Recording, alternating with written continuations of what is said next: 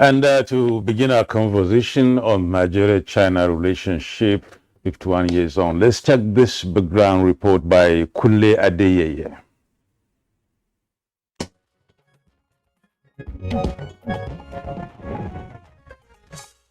It took Nigeria 11 years after independence before it could establish relations with the People's Republic of China. With the relations spanning about 5 decades, trade and diplomatic relations between the two countries have remained cordial. Nigeria remains one of China's trading partners, as it provides huge market for various Chinese products such as electrical machinery and equipment, vehicles, railway tram and rail stock, reactors and boilers, to mention just a few.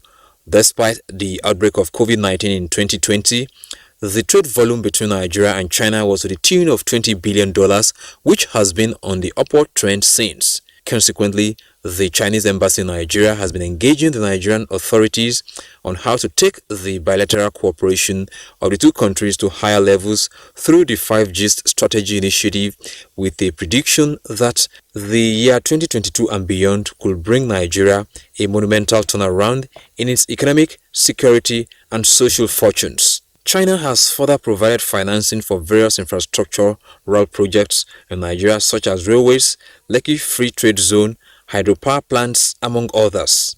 Besides the fraternal amity that exists between the two countries, Nigeria and China have diverse ethnic groups and have the largest populations in their respective continents. How has the volume of Nigeria-China trade enhanced economic development in Nigeria? What more can be done to strengthen ties between the two nations? Guests on Good Morning Nigeria will be speaking to issues around Nigeria-China relations in a moment.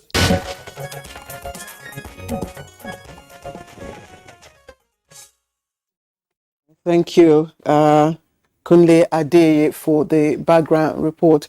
Now we have the pleasure of again welcoming back to our studio for the second time the Chinese ambassador to Nigeria and His Excellency Mr. Cui Zhenqing. Yeah. Thank you very much for joining us. Thank you for having me. All right.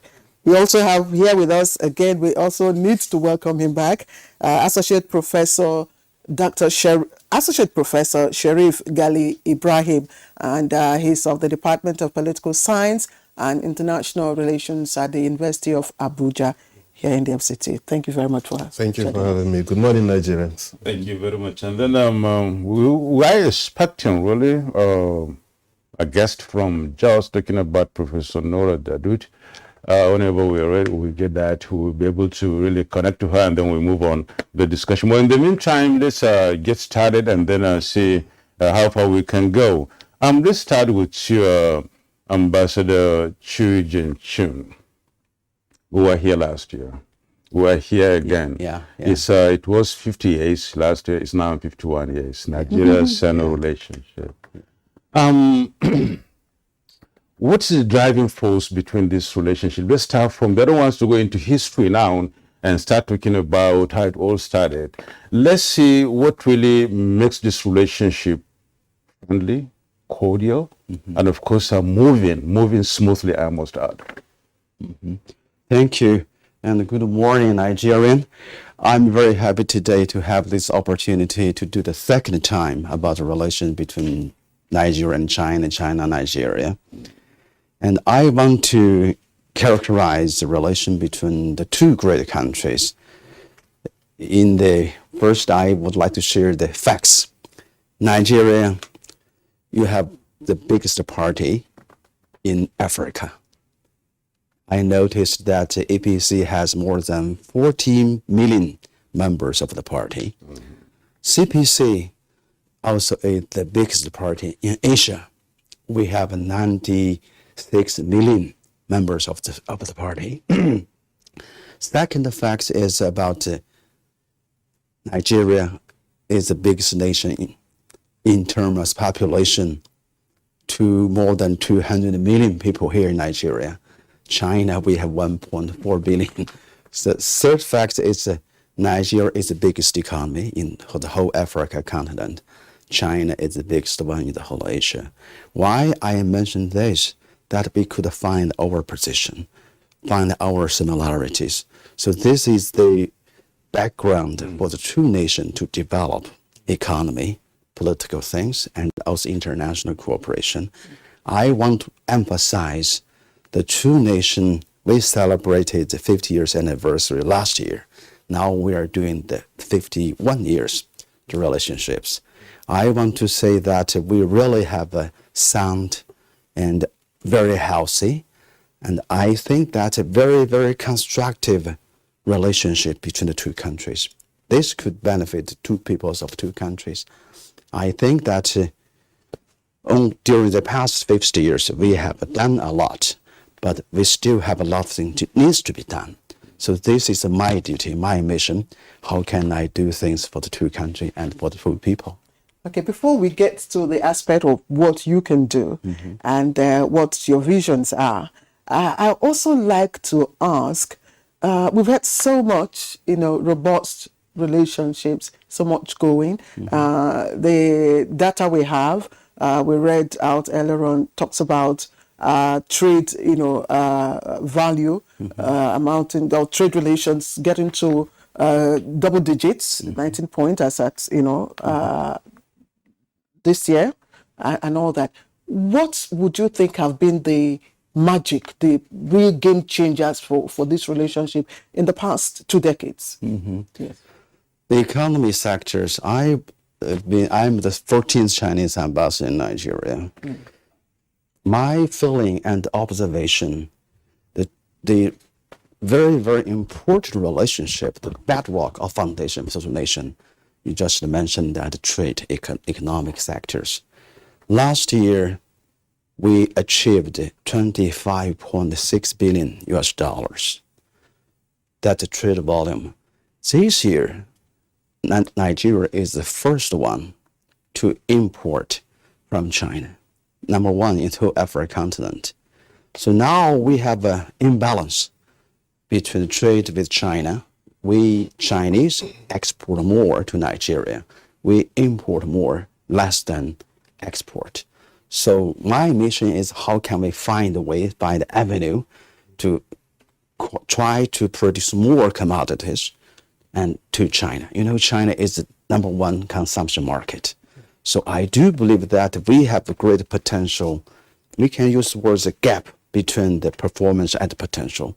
So I'm thinking within the next 3 years or 5 years, my goal and my mission is try to double the trade volume that we can achieve 50 billion US dollars. At that time, we will be the number one in the whole Africa. I think that we just mentioned number one, trade economic sector should be the number one between Nigeria and China. So that's the changer. That's the game changer. Yeah. Okay. Okay, we'll take a pause there and then come back to you later on in the course of the conversation. Let's hear from, Gali, and then maybe get his perspective on this relationship. This relationship has been on for the past 51 years, as we said.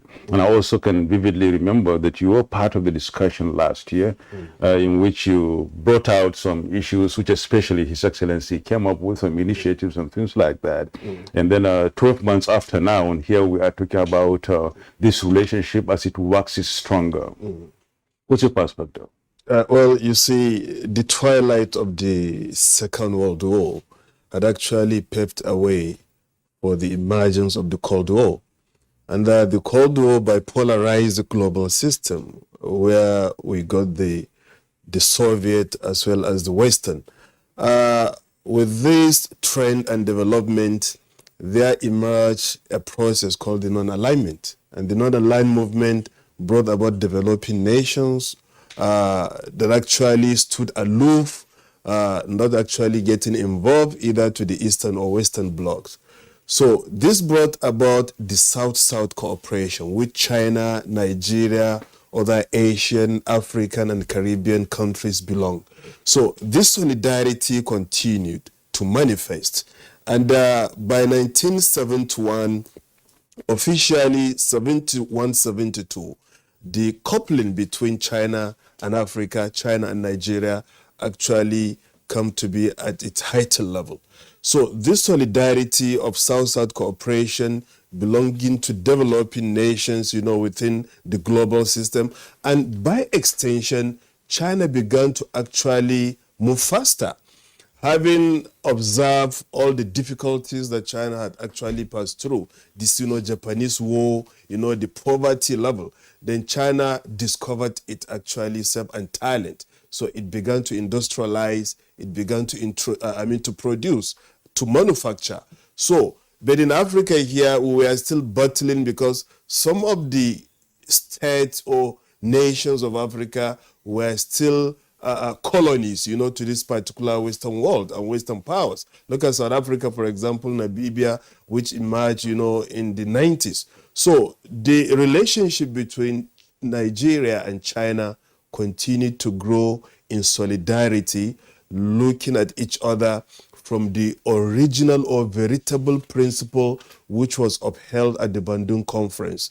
A meeting that was held between China, Asians, as well as Africa. So Chairman Mao, the legendary Chairman Mao, in this particular meeting, he itemized a significant aspect of the relationship, that both of Africa, as well as Asia and China, to be specific, we've been dominated, under imperialist subjugation. So therefore, there was the need for these particular forces to come together to fight any form of domination, be it political, economic, social, cultural. So this continued to bind these two forces together. And that is why I could remember that President Xi Jinping, the current president of the People's Republic of China, once observed that the relationship between China and Nigeria, or China and Africa, is not separable. You understand? Is something that cannot be separated. It's something that nobody can actually interfere in this particular relationship. Why? Because these are two great sisters. And therefore, that solidarity continues to be. And that is why China had consolidated all effort in making sure that it carries out mutual trust between China, Nigeria, China, Africa. Mutual trust, mutual benefit in our relationship. Not being selfish that, no, China, we want China to drive all the benefits. No, China continue. Why is China successful? Is because it has actually pursued this mutual benefit philosophy. Why, if China had been selfish, Africa will have withdrawn and identified the motive of China by now. But we discovered that China is a sister. China is pursuing this particular policy of what? Mutual benefit and shared future for humanity. Okay. And that is why we continue to couple with China, and the relationship today is also growing, and the two parties are driving the benefits. Prof, you paint a picture of symbiotic twins between China and Nigeria. You talked about mutual benefit, and that's quite significant. I know that China and Nigeria have a lot in common. If you look at the UN projection of our population by 2050, it says that Nigeria may become one of the largest nations of the world, with about 400 million people, and also China has a very large population, and both countries are also consuming nations. But I like you as a Nigerian who is friendly to the China. Can you bullet point if the relationship so far? I don't want to look back at 50 years back. I want us to look at 20 years back. The benefit, has it been mutually beneficial? If you look at the volume of activities, Chinese activities going on in Nigeria, and Nigerian activities going on in China. Yes, of course. You see, when we started economically romancing with China, we came to discover that there is fruitful evidence that Africans as well as the Chinese can actually reckon with. Why is it so? In our more than 100 years of relationship with the West, we come to discover that the benefit we are deriving with the shortest period of relationship with China is actually more noticeable. So that is why with the relationship starting in the 70s. Now you come to discover that we have schools in Africa and in Nigeria that our children are easily learning. If you come to the FCT, for example, there are institutions of learning that have been supported by the Chinese. There are hospitals, okay? In fact, the ultimate goal is to achieve higher education, which paves ways for our teeming youth to achieve greatness, to be self-reliant and independent. The Chinese government has continued to provide scholarship support, not even only for Nigerians, not only for Africans, even for Americans, for Australians, for Canadians, for Arabians, and many more other places around the world, in order to show that particular humanitarian gesture. So our people go to China, these people study medicine, these people study engineering, architecture, and other relevant or related courses. Then apart from this, the Chinese companies investing in our own entity, in Nigeria and the entire continent of Africa, for example, imagine the quantum of job opportunities that we're having. The construction of railways, the construction of roads, the construction of bridges, the airport. Our people also get engaged because the foundation is job opportunity. You cannot fight poverty with unemployment. But when you get people engaged, you give them job, they can actually put food on their table. They can send their children to school. They can actually live a good life. So that is the foundation. This investment provides opportunities for what? For jobs and in fighting poverty. Then apart from this, imagine the Abuja, Kaduna. I made mention of this, last year. It eases transportation. There is no nation that can actually develop without, a modern transportation system. Why? Because you convey people, you convey goods, and a whole lot of things.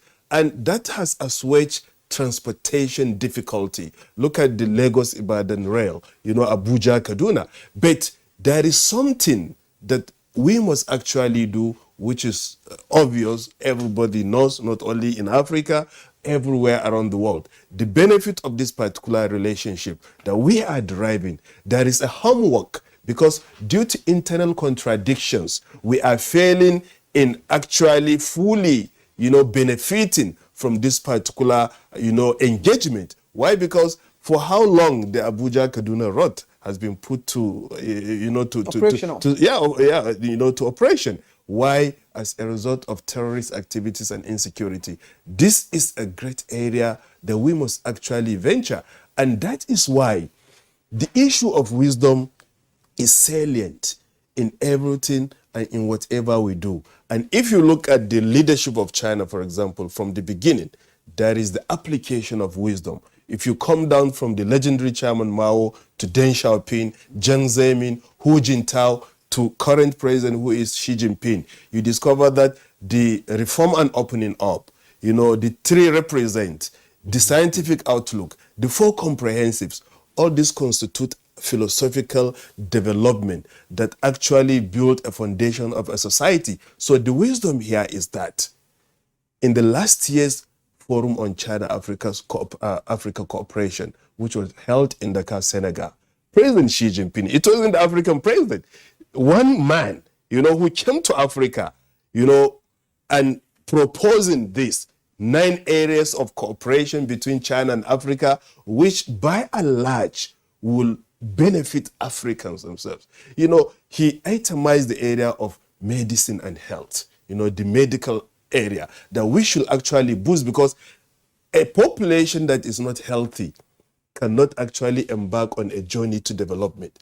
So medical and healthcare services are very crucial for the survival of our own relationship. Then he thought of fighting poverty and agriculture. Yes, I know. So many areas. I know you're a professor in political science, but are you also a communist? I'm sure you have a CPC card carried member. Qualified professor.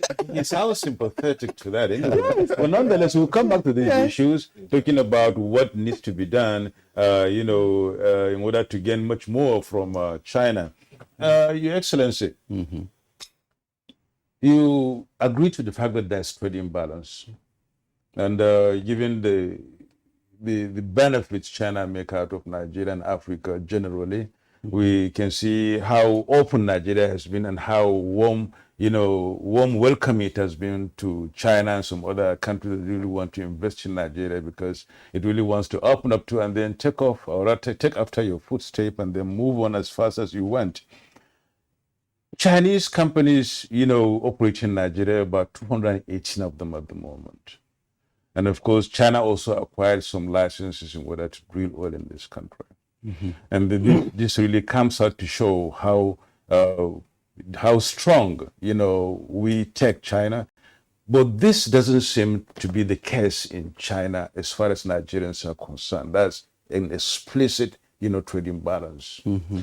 As somebody who represents Chinese interests in Nigeria, and of course, the ambassador, and being in Nigeria now, that doesn't really, it may sound good from the nationalistic point of view, but from the mutual point of view, it sounds as if something is amiss.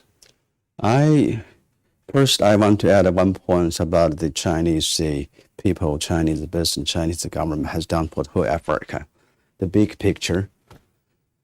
The most important aspect is about infrastructure for the whole African continent. We can share you the figures. We have built 100,000 highways, 10,000 railways, 100 seaports. We have more than 700 million people in the whole African continent benefit from Chinese internet 5G technology.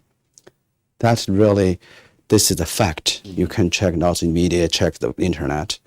This is really demonstrate China, Africa. I visited some states in Nigeria. Some governors told me, Ambassador, Africa is the future of the human beings. And they said China is hope of the future.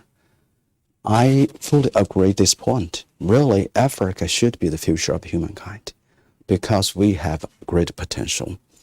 Now back to the productivity issues here, that we need more products, need more productivity.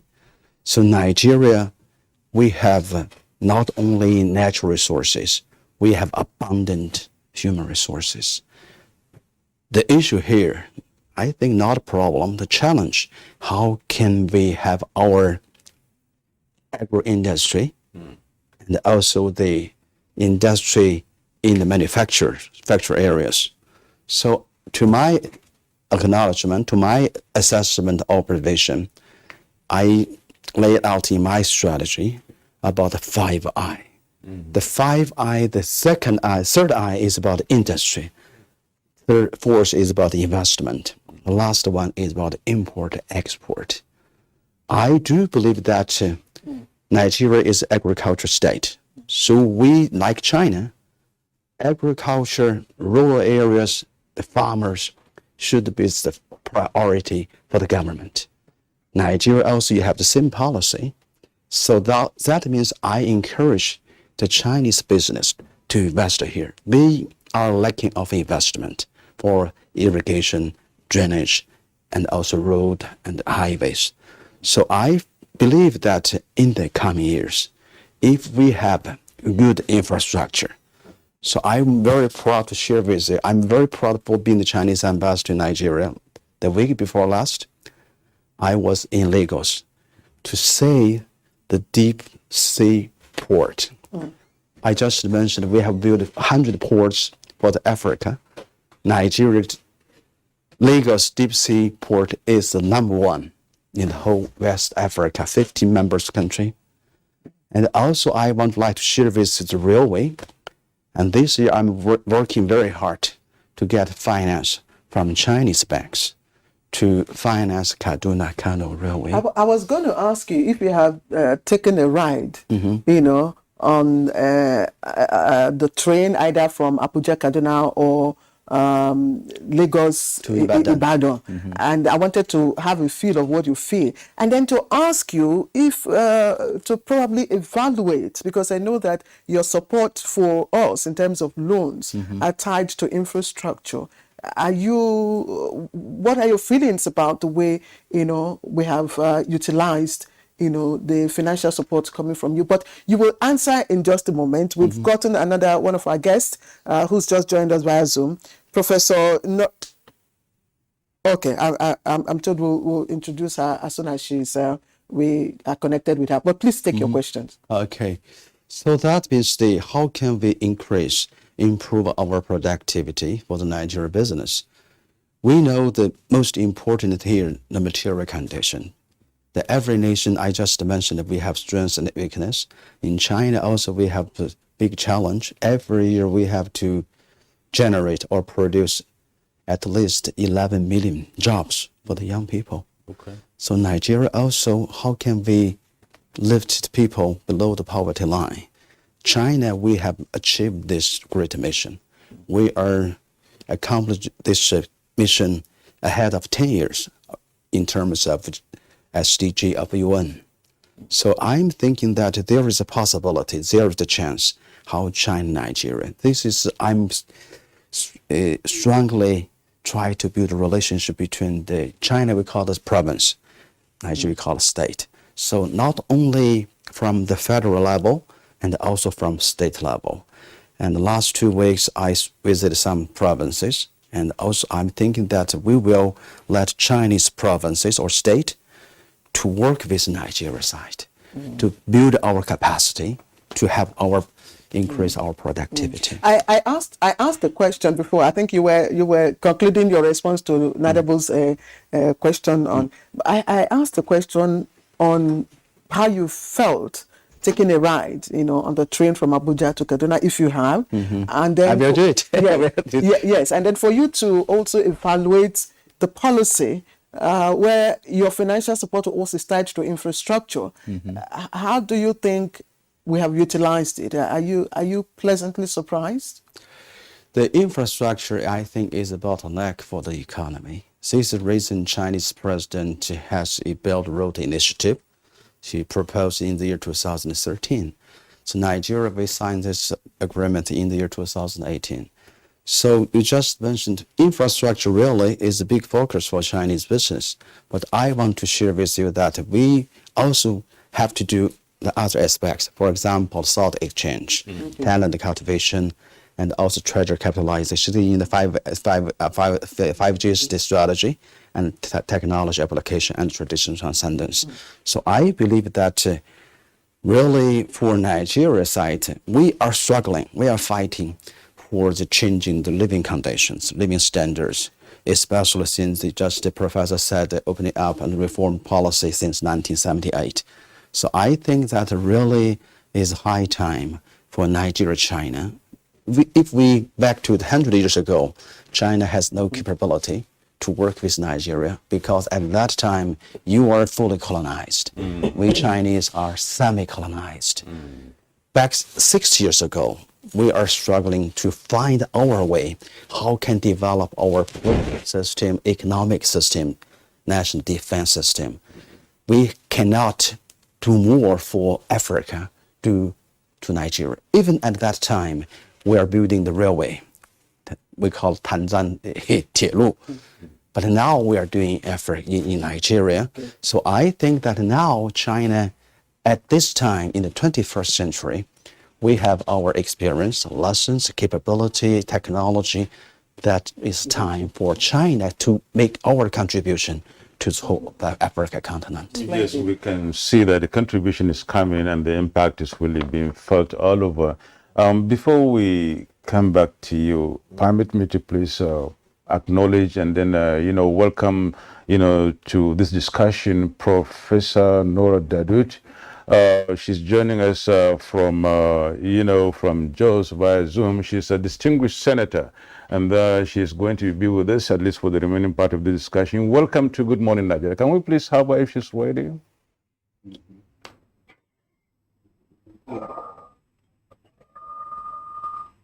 Okay, you're welcome. Welcome to Good Morning Nigeria, Professor Nora Dadut. You're welcome. Thank you. Yeah, Professor Nora Dadut is a distinguished senator of the Federal Republic of Nigeria. We thank you so much for being here. Let's just move on. Gali, please permit me to just take her up immediately. Let's just take you up and then hear your views about this. I don't know whether you've been part of the discussion from the beginning, but all the same, it's about China-Nigeria relations in the past 51 years and how it has fared. We've talked about so much, talked so much about, how this relation has been and what the benefits have been and what the constraints were as being put forward by His Excellency, the Ambassador to Nigeria from China, Chui Jinchun.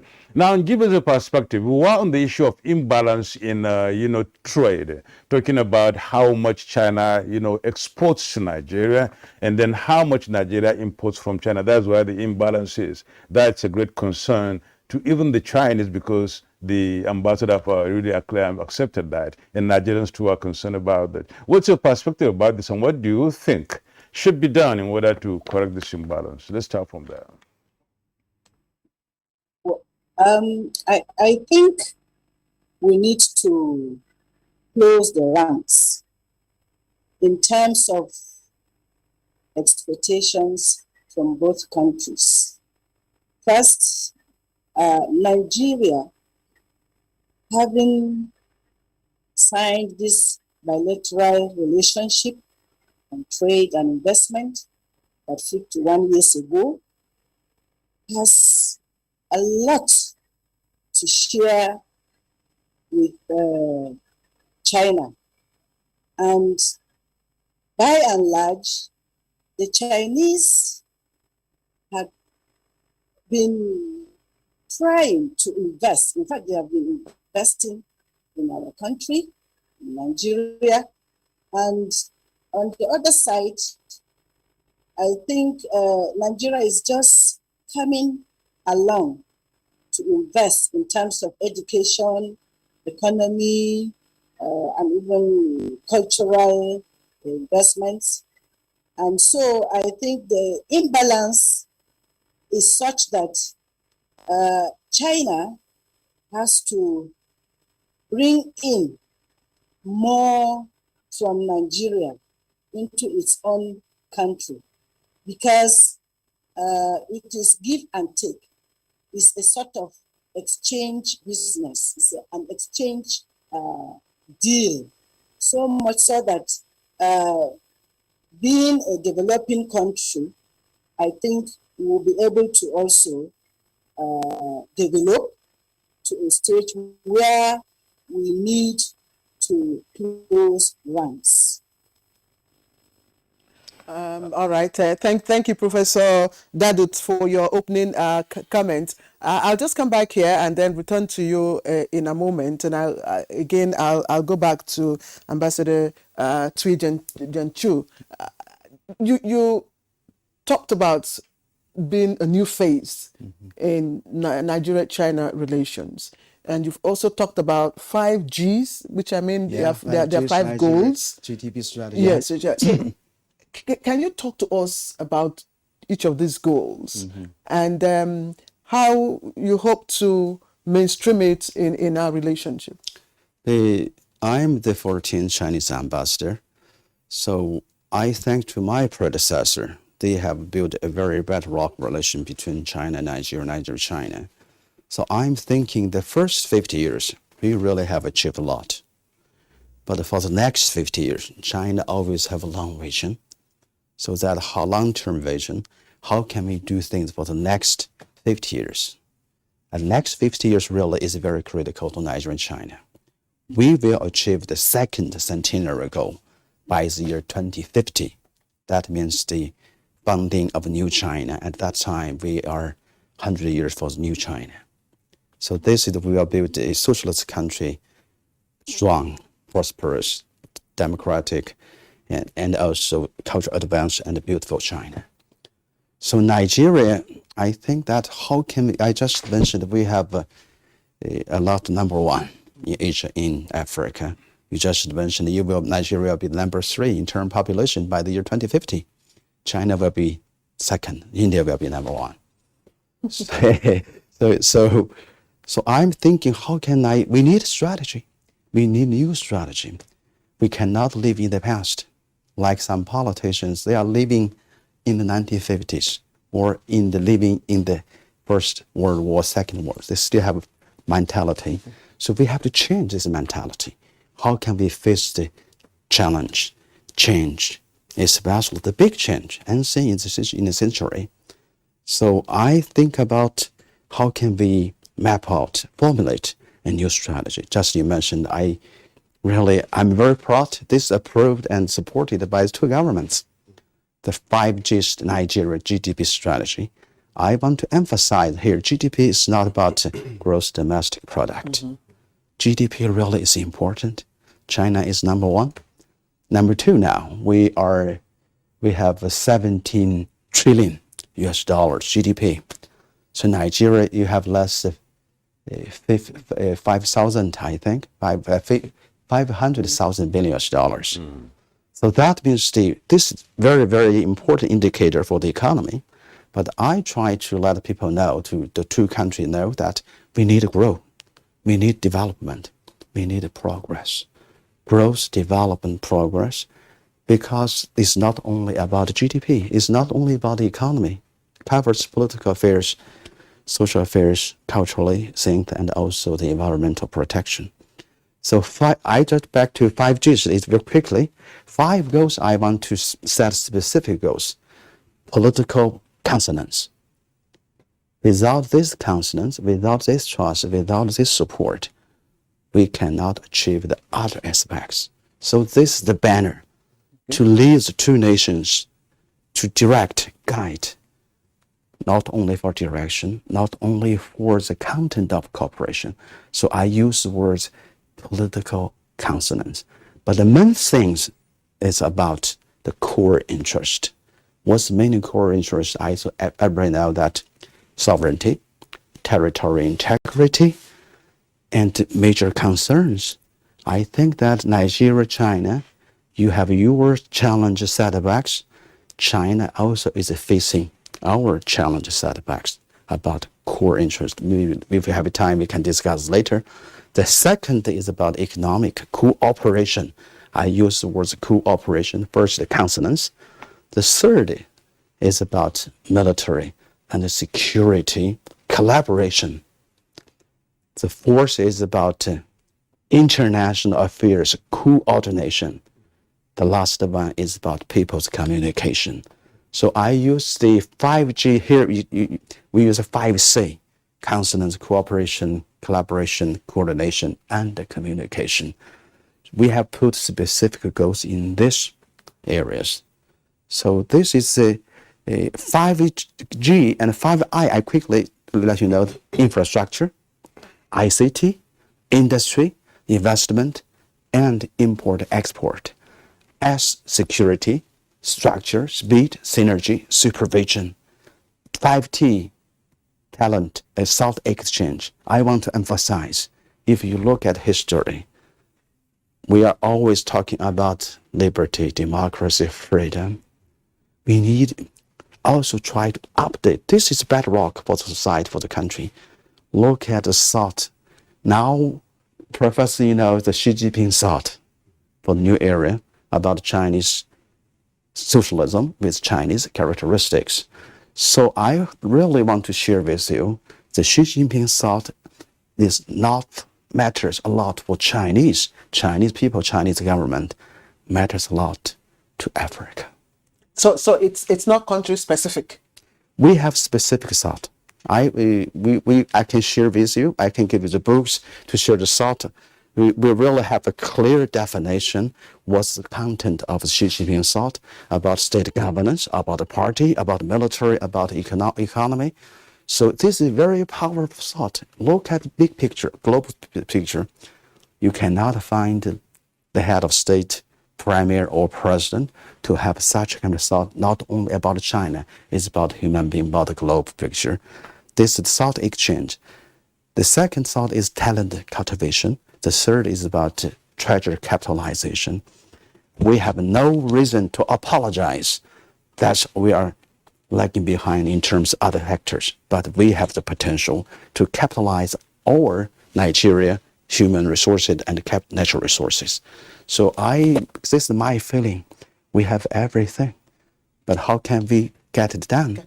This technology, the first is technology application. Last one, I try to emphasize the tradition. We have rich tradition. Nobody deny that. But how can we combine, and how can we the transcendence our traditional culture with the modern times? Chinese now we call it culture. We are confident in Chinese culture because 5,000 years history.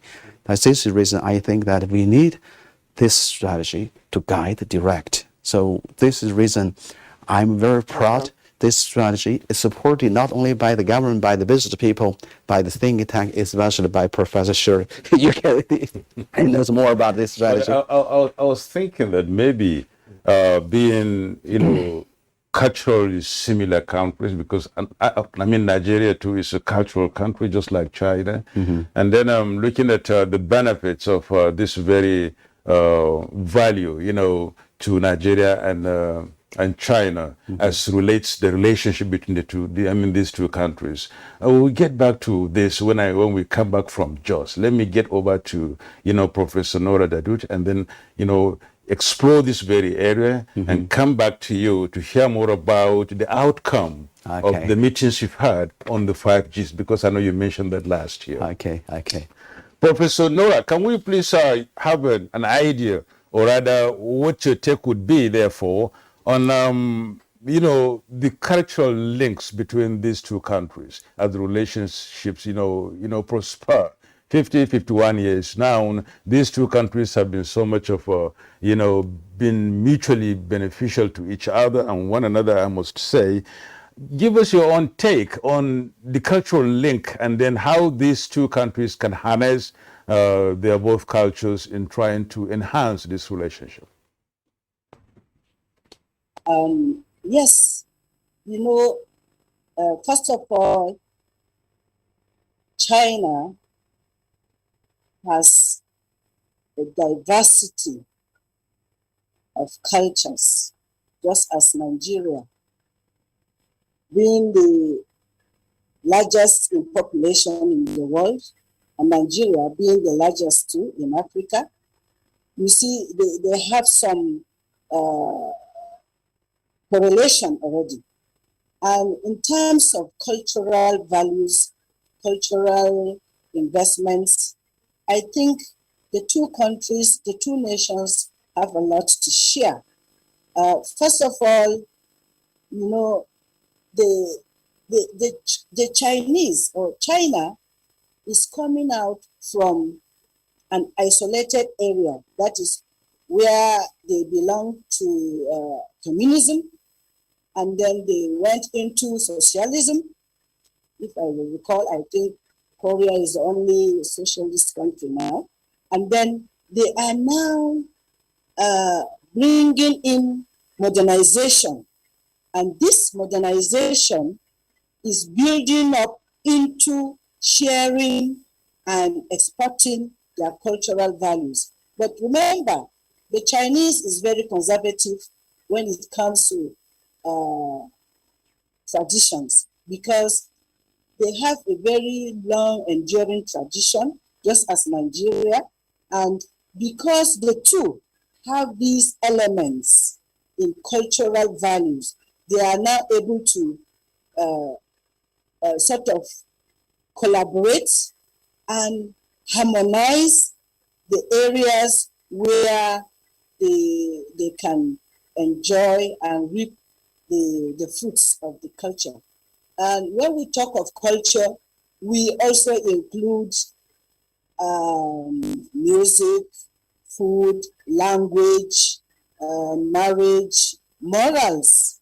And the Chinese, they have some morals that are quite interesting, just like we have in Nigeria. Our morals, our type of lifestyle, cultural values, we believe in them, we uphold them, and we want to maintain them. Same also with China. Now, the interesting thing is the food, because what food we bring in agriculture. And I think China has began to evolve a system where we can harmonize our agricultural inputs. For example, we tend to give what we have in terms of agricultural exposure. And I believe that the Ambassador, His Excellency, had already taken a tour to see where we can develop our agricultural parts in terms of contributing to food and, of course, the kitchen.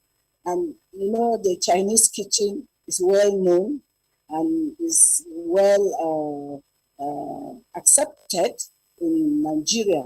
We should also give out our kitchen to China. And if we have 1 billion people promoting our food, our kitchen, I think it will help us to develop and also get more economic values.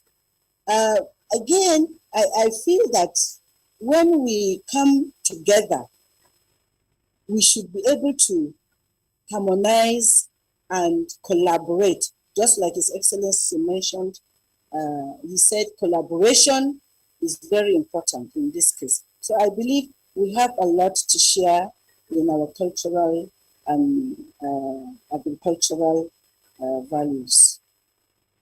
Prof, I'm still staying with you.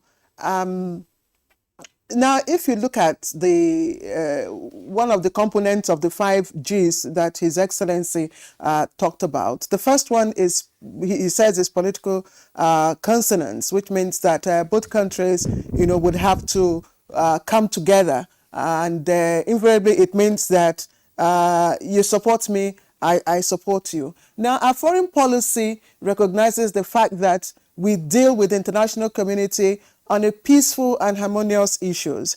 And my question is linked, to our relationships with some countries that may not be on the good terms with China. How might we be able to manage that first goal so as to achieve the kind of harmony, because they also come with a strategy which the Chinese ambassador would explain to us in a few moments. He calls it the symphony, harmony and symphony. So I'm wondering how we'll be able to manage these political consonants to be able to achieve the harmony and symphony that we desire. I think we need to appreciate, first of all, the wisdom of two countries, be able to manage and harmonize our policies. And how do we manage these policies? First, we need to engage our grassroots, what I call potentials. And when I say potentials, we have tourism. And tourism is an area where we can exploit a lot in order to bring in harmony in terms of understanding the different and the diverse, qualities of our respective nations. Another thing is, I see where we can have an exchange in programs. We have our students already going to study in China and do some research in China, and so should it be the same here. I know in our universities here, some departments are already promoting the language, the Chinese language, and with this, we'll be able, and also, of course, the Chinese learning our own language. I know of a student who came to do his PhD in Hausa, in the Department of Languages and Linguistics there in the University of Jos. And from there, they should be able to project our own Hausa or Nigerian, values and cultures. And that is where we can manage the policies. You give and I take, you take and I give. Finally, I think in this case, we also have a role to play in encouraging our various sectors. It's not just agriculture or tourism or cultural. We also have this morals, discipline. And I believe that the Chinese are as hospitable as we are in Nigeria. And I also shared this with His Excellency one time. I said, like in Plateau State here, I used to call, or I do call Plateau State as the balcony of Nigeria, because you have a very pleasant weather, you have beautiful sceneries where you can take fresh air and enjoy the serenity of the state. And so it offers a lot to people who will come to invest. And that will also help in our policy, investment policy. And I believe it will work because we have talked a lot about harmonization between the two nations. And I do believe this is going to help us. Okay, thank you. Thank you so much, Professor Nora. Really good. Have you ever been to the Plateau? She was asking maybe.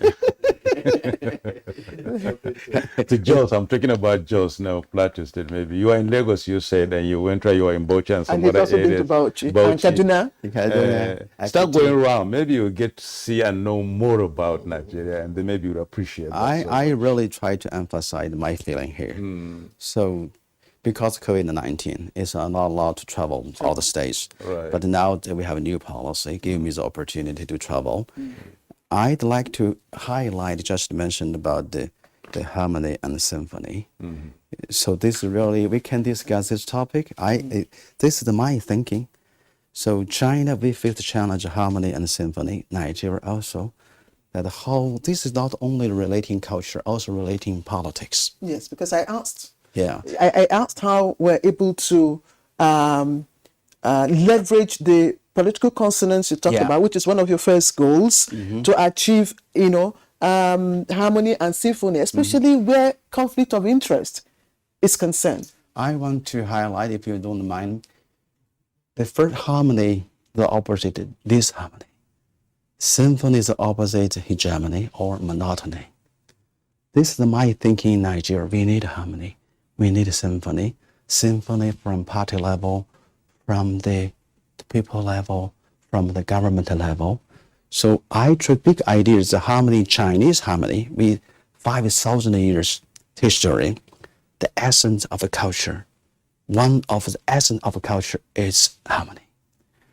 Chinese understanding definition, harmony in coexistence. Coexistence, harmony in integration, harmony in diversity, and harmony in development. So this is about China. I think this is a universal value. Every nation cherishes harmony, even from a family level, society level. So what we have to try to do, Nigeria, China, I try to use from 4 levels. First, from the people, nature level, we advocate the people to be kind. We know we have good people, bad people, but how can we educate, encourage the people to be kind to each other? Nature, I think that how can we build a harmonious nature? This is first from the people level, nature level. Second level is family and society. We try to achieve the happiness of the family, friendliness of society. The third level is about you can see the ethnic group and the culture. We try to achieve unity. Nigeria have more than 250. We have 50 ethnic groups, have 36. So how can we achieve the unity? This is the big issue. This is the big challenge. If you don't have I think no need to explain the situation here in Nigeria, but how can we seek concordance of the culture, respect, but we can get the forces from the concordance. Last one is state governance. How can we achieve peace? And also about we use the consonants. The governance should be reach the consonants. We could have disagreement, we can argue, but our goal is try to achieve development, growth, develop, and the progress. Okay. Thank you so much, Your Excellency. I know, left alone, you keep talking about this for the whole day because that's your baby. We'll take a break now. We're discussing Nigeria-China relationship and 51 years on. And when we come back, the discussion continues. Please stay with us. Okay, welcome back to the program, and we are still focusing on Nigeria-China relations. And just before we took that break, we of course were discussing on issues bordering on the 5Gs. I think we have a video which is on the harmony and symphony that we will play in a moment. I just like Prof here wanted to respond to the question I put forward to Professor Dadut. Yes, please, could you? And my question is in view of China-Taiwan relationship and Nigeria-Taiwan relationship. How do we manage that in view of the political consonance, which is one of the 5 goals that he talked about? Well, it's very simple for us to actually recognize the fact that Nigeria believes in what is known as one China policy. One China policy meaning that we do not have 2 Chinas. That is not Taiwan, but we only recognize China. And Taiwan, even at the United Nations, is not a sovereign entity. If you go to the United Nations, there is no Taiwan. Why? Because since 1970s, the leadership of China, has been recognized as led by the Communist Party of China. So therefore, the emphasis given by President Xi Jinping for peaceful reunification, that is what we expect to harmonize this particular relationship. The Xi Jinping's motive of reuniting the mainland China and the Strait of Taiwan, that is what we expect. That is what will harmonize, regional, intercontinental, and global harmonious coexistence. Why? Because China cannot actually let Taiwan go because it is part of China. Taiwan is part of China. And why is it so? It's just we in Nigeria with Biafra. We have not allowed Biafra to exist. So why should China allow Taiwan to exist? So it is part and parcel of China. Biafra is part and parcel of Nigeria. So to be cautious in making this particular relationship structuration is when we continue to uphold the principle of one China policy. Issue of culture, business, you can actually deal, even in China, Nigeria can go to Hangzhou and establish business relationship, with the province of Hangzhou, companies in Hangzhou. So if we have such relationship in Taiwan, it's not actually bad. We should recognize the fact that there is one China policy. Then secondly, on the issue of trade imbalance, in politics, in economy, we do not have the same resources. Some are richer in resources, some are actually weaker in resources. In Africa and Nigeria, we have the resources, but we do not have the industry or the machine. To process the resources. So therefore, we can give maybe China the resources for them to process it industrially, which we later buy. So what we need to do is, if we really want to bridge up the gap, is when we are able to establish these particular industries, and which is also possible with China. Okay, the partnership, the capacity building, which we have already started, we can actually have the technology to establish the industries, to process our resources so that we can also sell to China. But there is no way we cry out that there is trade imbalance if we do not produce, because China produces. And it's only when we are able to produce what China needs, because China cannot buy and will not buy what it doesn't need. So we have to produce what China needs. And China is in that to promote trade and investment between China and Nigeria. Then lastly, on the other side, on the issue of Nigerian government, for example, President Muhammad Buhari does not need to be going to international meetings that do not yield fruitful results, because here is the future, because here is the partner with which we actually collaborate for our development. The Ottoman Empire reigned for 600 years and declined. The Assyrian Empire, 300 years. The Roman Empire, 500 years, and they all declined. So the American Empire is declining. Professor, and here is the future. Very sorry, here is the future. So we have to hold you. Sorry, we have to hold you and take Nadabo. We have to keep him on hold and take the video. Please go ahead. You see, Professor Gali can keep talking and talking. You feel as if he's in the classroom. After all, he has not been in the classroom for quite a while now. But all the same, before you take that issue, let's now take that clip from, on China's symphony and China-Nigeria relations. It's about all we're talking about here.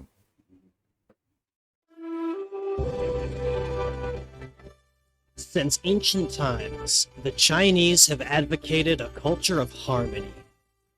The evolution of the character He has been a long process.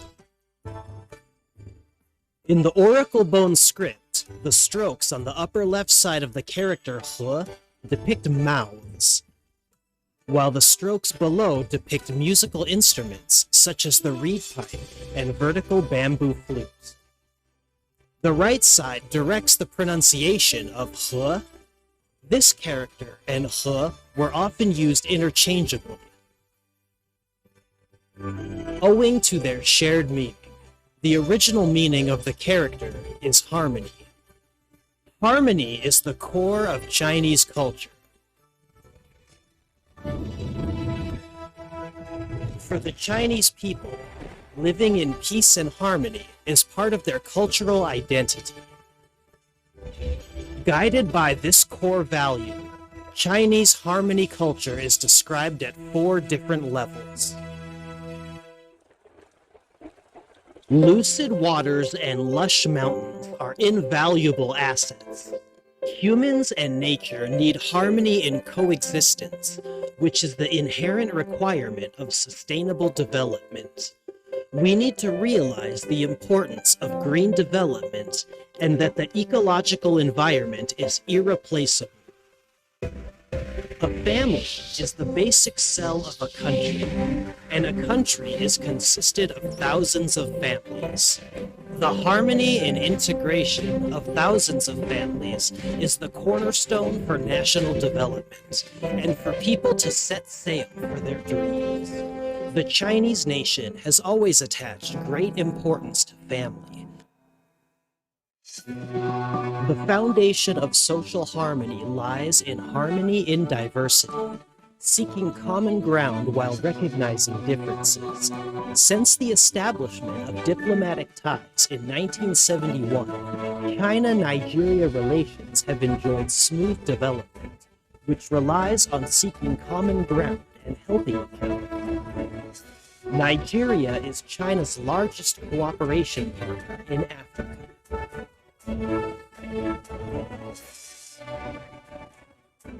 The Chinese nation is a peace-loving nation. We adhere to the path of harmony in development, carrying forward the tradition of peace-loving culture that extends back thousands of years.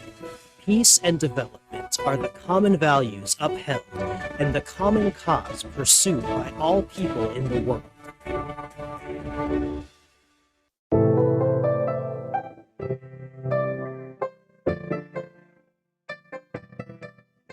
Sharing the Chinese culture of harmony and sharing the 4 harmonies, namely harmony in coexistence, harmony in integration, harmony in diversity, and harmony in development, and performing the Nigeria-China Symphony in the spirit of kindness and harmony, happiness and friendliness, unity and concordance, and peace and consonance.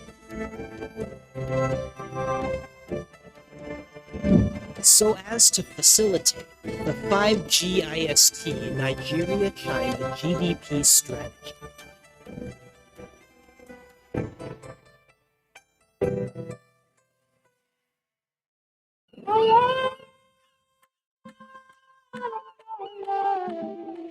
As for citizens and nature, we advocate kindness and harmony and hope to achieve the goal of harmony in coexistence.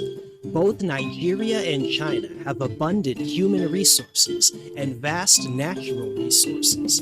Guiding, encouraging, and supporting everyone to be kind and protecting nature are the prerequisites for performing the Nigeria-China Symphony.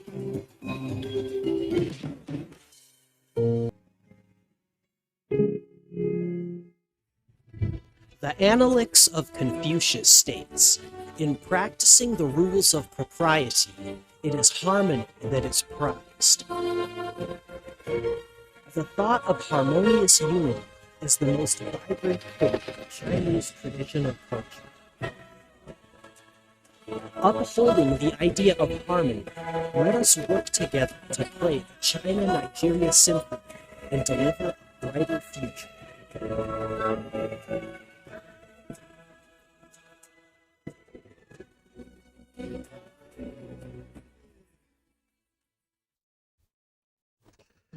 Nigeria's, relationship, harmony and symphony. Professor Gali, what have you made out of this? The issue is that it's all about mutual learning process, sharing and learning, because it is what the Chinese people did in order to harmonize their own society. So for us to achieve development, there has to be a kind of interlocking relationship between consonance and harmony. Why is it so? There is the need for national identity, part of the identified goal of the GDP strategy identified by His Excellency. There is this consonance which deals with national identity. The nationals, we should identify with the nation, the state of the nation. Not whenever Nigeria is actually called, then we pass that particular sense of resentment. No, how do we do that? When you take, for example, harmony in coexistence, an Igbo man, Yoruba man, Hausa man, we should actually appreciate the fact that we belong to one entity. We coexist harmoniously. That we also get into integration, national integration. North, southwest, southeast, northwest, we get well integrated. Not we, as a result of that particular sense of resentment, leaving the country or even orchestrating evil against the entity Nigeria. No, let us get integrated. The Chinese are happy when you mention their leaders, when you mention their achievement. So why don't we be happy about our own national development? We integrate. We agree that we live together as one people. Then that leads toward harmony or harmony in diversity. We recognize the fact that we are Nigerians, but diverse people. Then if we put this all together, that brings about development. So the harmony and the political consonance. These are the relationships. Excellency. Yes. It's now 1 year through GIST, I must say, because here last year we talked about this. And that's your baby, that's your product. And of course, last year we talked about 15th October, you meeting with Nigerian officials on this very project of yours. Briefly, maybe maybe 60 seconds or so. Tell us the outcome of it and then 12 months on. Okay. Really, last year we are talking about strategies worse, but what we have done achieved result. The first result from party level, I organized a very good seminar between 18 registered party in Nigeria with CPC. Very successful, because without party consonance, we can see lead the nation to develop. The second, I think, want to let you know, the 9 program, this initiated by Chinese president. In this strategy, we have chosen a lot from for example, we just listed the name of the first for the public health. We are working on the vaccine production line and also working for the traditional herb medicines. We are formulating a company here. We have got land and also for the farmers, reduce you just mentioned about Junzao technology. We have find that 20 hectares as financed by Chinese government, we will build a demonstration center in Abuja that let farmers to go there to get trained, and then they can grow this kind of grass, this jinzao. And also we are not thinking that we are implementing how can we build a, like China, village. In terms of trade and investment facilitation, I want to share with you now, we are organizing the business people in Nigeria, how can make a group go to China to say how can they export Nigerian commodity to China. In terms of investment, I'm working hard to try to get investment from China, including just mentioned the bank. And we think that the Bank of China will operate in Nigeria. And also I have talked to the governor of central bank, and also we will have appointment to have this detailed discussion about a currency swap. This now we need more amount of naira and Chinese currency RMB. So this is about banking sectors, insurance sectors, and also infrastructure. I think easy to say.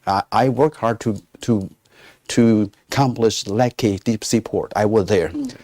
Also Dangote refineries, and also the airport, the 4 airport terminals in Abuja, Kano, Hakot, and also Lagos. This is my job, not my achievement, but I monitor and try to solve the problems within. And also we have achieved a lot about the talent just mentioned. So maybe time's the limit. I cannot leave. I like for you to, because the video we watched, the symphony and harmony would appear to the ordinary Nigerian watching. It's mere theory, you know.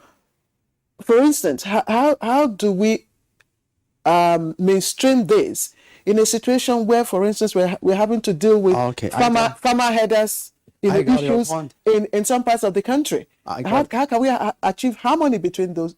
I got your point. Really, this is my thinking. So we are doing mostly political sector, economic sectors, but we have to think about how can we do the general public. So we need harmony. We need a symphony.